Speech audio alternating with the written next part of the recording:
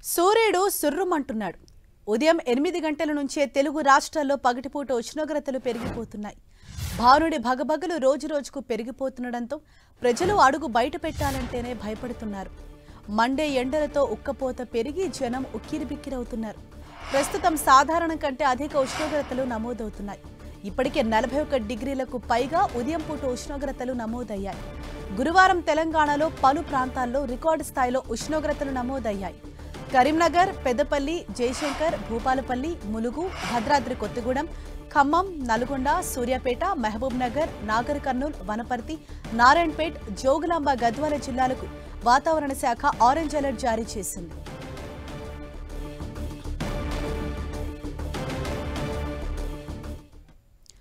తెలుగు రాష్ట్రాల్లో ఎండలు విపరీతంగా పెరిగిపోతూ ఉన్నాయి. ఇక తెలంగాణ విషయానికి వద్దాం. తెలంగాణలో ఏ విధంగా ఇక్కడ టెంపరేచర్స్ నమోదవుతున్నాయో తెలుసుకునే ప్రయత్నం చేద్దాం. హైదరాబాద్ నుంచి మా ప్రతినిధి కిరణ్ మనకు అందుబాటులో ఉన్నారు. కిరణ్, ప్రస్తుతం హైదరాబాద్ అలాగే ముఖ్యంగా తెలంగాణ వ్యాప్తంగా కూడా టెంపరేచర్స్ ఏ విధంగా రికార్డ్ అవుతున్నాయి? వాతావరణ శాఖ అధికారులు ఏమని చెప్తున్నారు?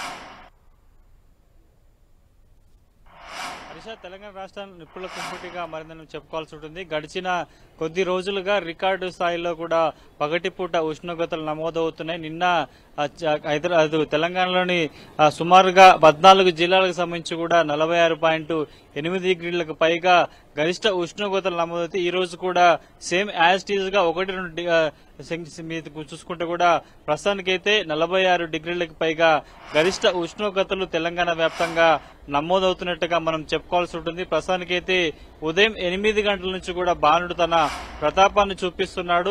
ప్రస్తుతానికైతే మనకు అందుతున్న సమాచారం, హైదరాబాద్ వాతావరణ శాఖ ఇస్తున్న వివరాల ప్రకారం చూసుకుంటే ఇప్పటికే 46 డిగ్రీలకు పైగా గరిష్ట స్థాయిలో చాలా చోట్ల కూడా ఈసారి ఉష్ణోగ్రతలు నమోదైనట్టు చెప్పుకోవాల్సి ఉంటుంది. మరొక వారం 10 రోజుల పాటు కూడా ఇటు దేశంలో చూసుకుంటే దక్షిణ భారతదేశంలో ఏపీ, తెలంగాణలో కూడా ఈసారి రికార్డు స్థాయిలో కూడా గరిష్ట ఉష్ణోగ్రతలు నమోదుతున్నట్టు చెప్పుకోవాల్సి ఉంటుంది. ఇక వారం 10 రోజుల నుంచి కూడా హైదరాబాద్ తో పాటు హైదరాబాద్ చుట్టుపక్కల ప్రాంతాల్లో కూడా 43 డిగ్రీలకు పైగా గరిష్ట ఉష్ణోగ్రత నమోదవుతున్న పరిస్థితి కనిపిస్తుంది. 11 తర్వాత కూడా ఇటు హైదరాబాద్ తో పాటు వివిధ ప్రాంతాల్లో కూడా కొంత జనం బయటికి వచ్చేందుకు జంకుతున్న పరిస్థితి కనిపిస్తుంది. ఇప్పటికే ఇటు ప్రభుత్వం కూడా అలర్ట్ జారీ చేసింది. వైద్య ఆరోగ్య శాఖ కూడా అప్రమత్తంగా ఉండాలని కూడా ఇప్పటికే అలర్ట్ జారీ చేసిన పరిస్థితి కనిపిస్తుంది. ఉదయం 11 గంటల నుంచి మధ్యాహ్నం 3 గంటల వరకు కూడా ప్రజలెవరూ అత్యవసర పనులుంటే మాత్రమే బయటికి రావాలి, లేకపోతే ఎవరు రావద్దని కూడా ఇప్పటికే హెచ్చరికలు జారీ చేసిన పరిస్థితి కనిపిస్తుంది. ముఖ్యంగా ఈ ఏడాదిలో ఉత్తర తెలంగాణ జిల్లాలకు సంబంధించి కూడా రికార్డు స్థాయిలో ఉష్ణోగ్రతలు నమోదైతే అందుకు మించి కూడా ఈసారి దక్షిణ తెలంగాణ, సెంట్రల్ తెలంగాణ జిల్లాల్లో కూడా ప్రస్తుతానికైతే గరిష్ట స్థాయిలో కూడా పగటిపూట ఉష్ణోగ్రతలు నమోదని తెలిసింది. ఇక మరొక 4 రోజుల పాటు కూడా ఇటు చాలా జిల్లాలకు సంబంధించి ఆరెంజ్ అలర్ట్ కొనసాగుతుంది. ఒకవైపు మాడు పగలగొట్టే ఎండలతో పాటు కూడా చాలా జిల్లాల్లో వడగాల్పుల తీవ్రత చాలా ఎక్కువగా ఉంది. ఇప్పటికే వృద్ధులు, పిల్లలు కూడా కొంత జాగ్రత్తగా ఉండాలని హెచ్చరికలు జారీ చేసిన పరిస్థితి. ఇక ఇప్పటికే 14 మందికి పైగా ఇటు వివిధ ప్రాంతాల్లో కూడా ఈ వడగాల్పుల తీవ్రత కారణంగా చనిపోయినట్టుగా మనకైతే సమాచారం ఉంది. మరొక వారం 10 రోజుల పాటు ఈ రికార్డు స్థాయిలో మాడు పగలగొట్టే ఎండలు తెలంగాణ వ్యాప్తంగా ఉండబోతున్నట్టు చెప్తుంది. ఇక ఈసారి గత ఏడాదితో పోల్చుకుంటే అటు ఏప్రిల్ మొదటి వారం నుంచి కూడా ప్రస్తుతానికి మే మొదటి వారం చూసుకుంటే కూడా కొంత సాధారణం కంటే 3-4 నుంచి 4 డిగ్రీల పైగా గరిష్ట ఉష్ణోగ్రత నమోదుగా మనం చెప్పుకోవాల్సి ఉంటుంది. ఎన్నడూ లేని విధంగా 100 ఏళ్ల తర్వాత ఈసారి వేసవి కాలంలో కూడా తెలంగాణలో చాలా గరిష్ట స్థాయిలో, రికార్డు స్థాయిలో కూడా ఉష్ణోగ్రతలు నమోదవుతున్నట్టుగా మనం చెప్పుకోవాల్సి ఉంటుంది. కానీ ప్రజలంతా అప్రమత్తంగా ఉండాలి. మరొక వారం 10 రోజుల పాటు కూడా ఇదే స్థాయిలో గరిష్టంగా ఉష్ణోగ్రతలు నమోదయ్యే అవకాశం కనిపిస్తుంది. ముఖ్యంగా వడగాల్పు తీవ్రత ఎక్కువగా ఉంటుంది కాబట్టి అప్రమత్తంగా ఉండాలని.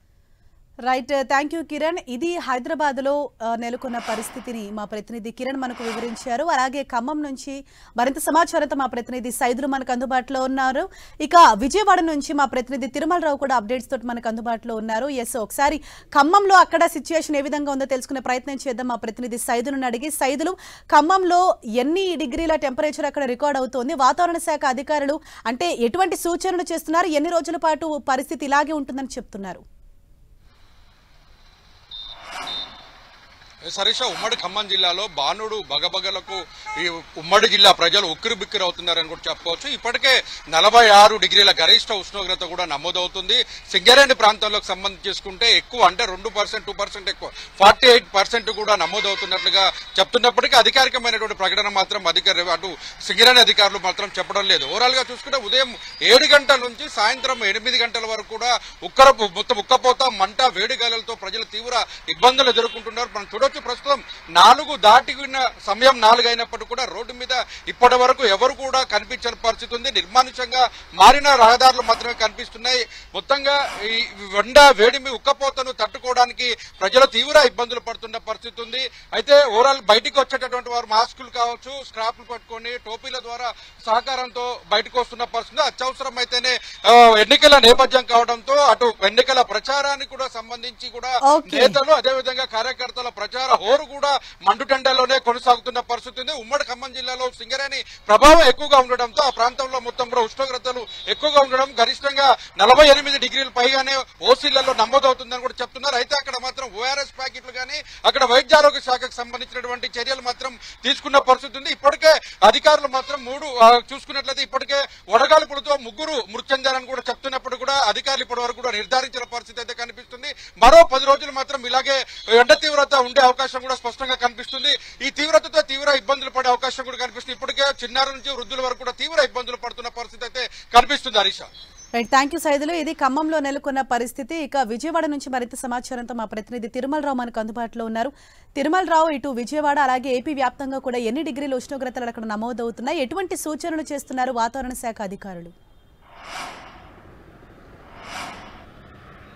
హరీష, బాణుడు బగబగలతో బెజవాడ వాసులు బెంబెలెత్తుందని చెప్పాలి. ఏపీ వ్యాప్తంగా ఉదయం 7 గంటల నుంచే బాణుడు తన ప్రతాపాన్ని చూపిస్తున్నాడు. రాత్రి 9 గంటల 30 నిమిషాలు అయ్యే వరకు కూడా వడగాళ్ళు, వేడిగాళ్ళు రావడంతో బెజవాడ వాసులు చాలా ఆందోళనకు గురవుతున్నారు. ఏదేమైనప్పటికీ ఈ వడగాళ్ళకు సంబంధించి ఇప్పటికే వైద్య శాఖ అధికారులు అయితే ప్రధానంగా వడగాళ్ళు ఉదయం 7 గంటలకు ఏదైనా పనులు ఉంటే మీరు బయటండి, 10 గంటల లోపు మిగుచుకుని మీరు వెళ్ళండి అంటూ వాతావరణ శాఖ అధికారులు చెప్తున్నారు. ఏదేమైనప్పటికీ అదేవిధంగా మీరు ఏదైనా ప్రయాణాలు చేసినప్పటికీ మీరు ఎమర్జెన్సీగా ఒక వాటర్ బాటిల్, అదేవిధంగా బటర్ మిల్క్ బాటిల్స్ కూడా మీ వెంట తీసుకెళ్లాలి. శీతల పానీయాలు మీకు అందుబాటులో ఉంచుకోవాలి. దాహమైన వెంటనే మీరు క్యారీ చేసుకున్న వాటర్ బాటిల్తో వాటర్ సేవించాలంటూ ఆరోగ్య శాఖ అధికారులు చెప్పడం జరుగుతుంది. ఈ వడగాల్పులకు సంబంధించి ఎప్పుడూ ప్రజలు అప్రమత్తంగా ఉండాలి. అదేవిధంగా వృద్ధులు, చిన్నపిల్లలు మాత్రం చాలా అప్రమత్తంగా ఉండాలని చెప్పేసి వాతావరణ శాఖ అధికారులు, వైద్య శాఖ అధికారులు అయితే సూచిస్తున్నారు.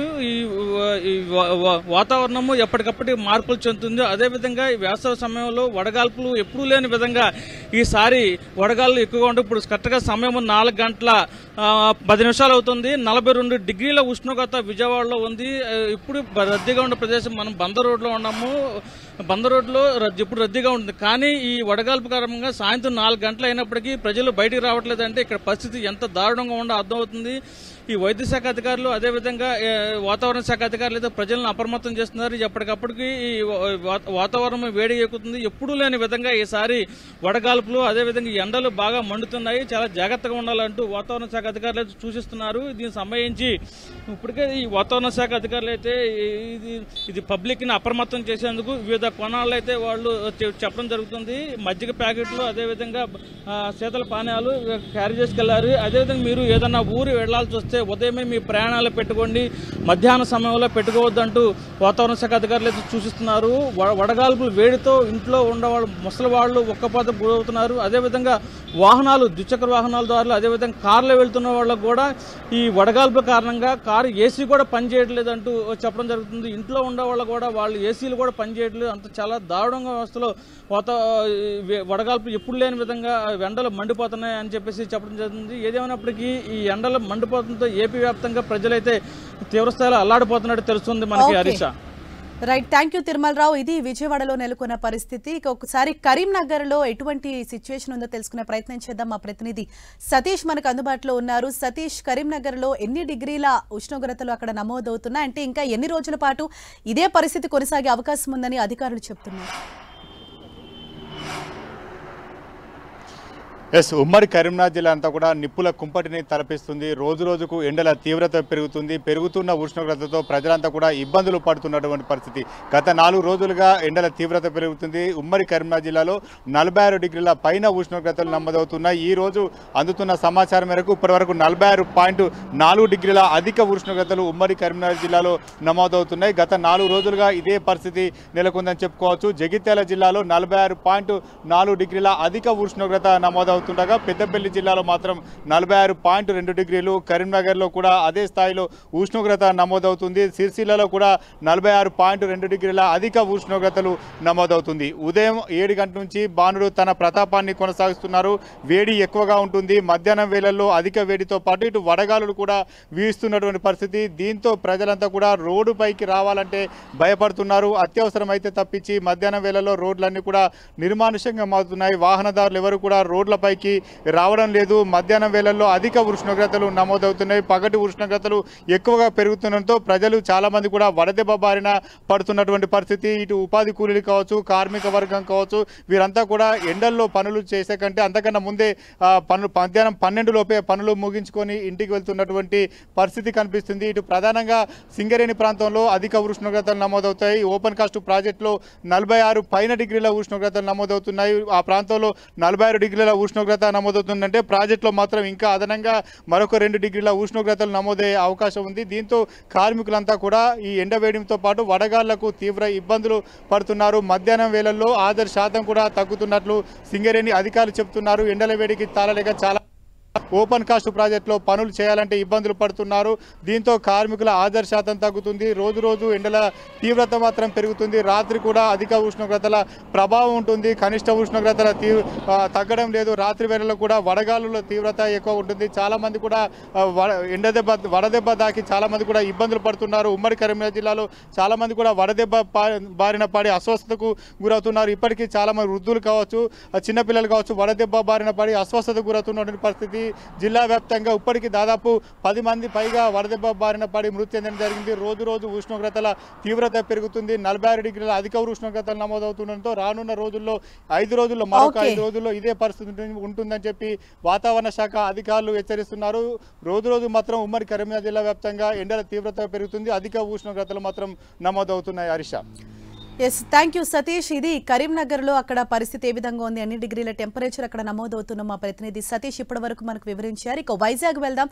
వైజాగ్లో ఎన్ని డిగ్రీల టెంపరేచర్ నమోదవుతుందో తెలిపేందుకు మా ప్రతినిధి చిట్టిబాబు మనకు అందుబాటులో ఉన్నారు. చిట్టిబాబు, విశాఖలో పరిస్థితి ఏంటి అంటే వాతావరణ శాఖ అధికారులు ఎటువంటి సూచనలు చేస్తున్నారు, ఇంకా ఎన్ని రోజుల పాటు ఈ ప్రభావం ఇలా కొనసాగే అవకాశం ఉందని అంటున్నారు? ఎస్ఆర్ఈసా ఆంధ్రప్రదేశ్లో బాణుడు మండిపోతున్నాడు. సాధారణ ఉష్ణోగ్రతల కంటే 3 నుండి 5 డిగ్రీల అధిక ఉష్ణోగ్రతలు నమోదవుతున్నాయి. ఇక మరొక 10 రోజుల పాటు ఏపీలో పలు జిల్లాల్లో అధిక ఉష్ణోగ్రతలు నమోదయ్యే అవకాశం ఉందంటూ కూడా వాతావరణ శాఖ అధికారులు హెచ్చరిస్తున్నారు. ముఖ్యంగా విశాఖపట్నంతో పాటు ఉత్తరాంధ్ర జిల్లాలో ప్రతిరోజు కూడా 40 నుంచి 42 డిగ్రీల వరకు ఉష్ణోగ్రతలు నమోదవుతున్నాయి. ఒకవైపు నుంచి అధిక ఉష్ణోగ్రతలు, మరొక వైపు నుంచి తీవ్రమైనటువంటి వడగాలులతో ప్రజలు నానా ఇబ్బందులు పడుతున్నారు. కొద్దిసేపటి క్రితమే వాతావరణ శాఖ అధికారులు విడుదల చేసినటువంటి వివరాల ప్రకారం చూసుకున్నట్లయితే ఉపరితల ఒక ద్రోణి కూడా కొనసాగుతుంది. ఇక దక్షిణ ఛత్తీస్గఢ్ నుంచి దక్షిణ తమిళనాడు వరకు ఈ ద్రోణి కొనసాగుతుంది. ఈ ద్రోణి ప్రభావంతో ఏపీలో 1-2 చోట తేలికపాటి నుంచి ఒక మోస్తరు వర్షాలు కురుస్తాయని, 1-2 చోట భారీ వర్షాలు కురిసే అవకాశం ఉందంటూ కూడా వాతావరణ శాఖ అధికారులు అంచనా వేస్తున్నారు. ఈ ద్రోణి ప్రభావంతో ఎక్కడైతే వర్షాలు పడతాయో అక్కడ కాస్త వాతావరణం చల్లగా ఉంటుందంటూ కూడా అధికారులు చెప్తున్నారు. ముఖ్యంగా రాయలసీమ జిల్లాలో ఉన్నటువంటి ప్రతి జిల్లాలో కూడా 42 నుంచి 43 వరకు కూడా డిగ్రీల ఉష్ణోగ్రతలు నమోదవుతున్నాయి. ఇక కోస్తా ఆంధ్రాకు వస్తే కనుక కాస్త ఉష్ణోగ్రతలు తీవ్రత తగ్గినప్పటికీ తీవ్రమైనటువంటి వడగాలులు అనేవి వేస్తున్నాయి. ఇక ఉత్తరాంధ్ర జిల్లాలో పొడి వాతావరణం నెలకొంటుంది. ప్రతి జిల్లాలో కూడా 40 నుంచి 42, ఇక రాయలసీమ జిల్లాలో 45 డిగ్రీల వరకు కూడా అధిక ఉష్ణోగ్రతలు నమోదవుతున్నటువంటి నేపథ్యంలో ప్రజలు ఇంటి నుండి బయటికి రావాలంటేనే భయాందోళనకు గురవుతున్నారని చెప్పవచ్చు. ఉదయం 7 గంటల నుంచే బాణుడు తన ప్రతాపాన్ని చూపుతున్నాడు. ఇక ఉదయం 7 గంటల నుండి సాయంత్రం 3 గంటల వరకు కూడా ప్రజలు అత్యంత జాగ్రత్తగా ఉండాలంటూ కూడా వాతావరణ శాఖ అధికారులు అంచనా వేస్తున్నారు. ముఖ్యంగా హెచ్చరిస్తున్నటువంటి ప్రజలు ఎవరైనా అత్యవసరం అయితే తప్ప ఇంటి నుంచి బయటకు రావాలని చెప్తున్నారు. ఒకవేళ ఇంటి నుంచి బయటకు వచ్చినా సరే వడ ఒకవైపు నుంచి మరొక వైపు నుంచి అధిక ఉష్ణోగ్రతలు నమోదవుతున్నటువంటి నేపథ్యంలో ప్రజలు అన్ని జాగ్రత్తలు తీసుకోవాలంటూ విశాఖ వాతావరణ శాఖ అధికారులు హెచ్చరిస్తున్నారు. హరీష. Thank you Chittibabu.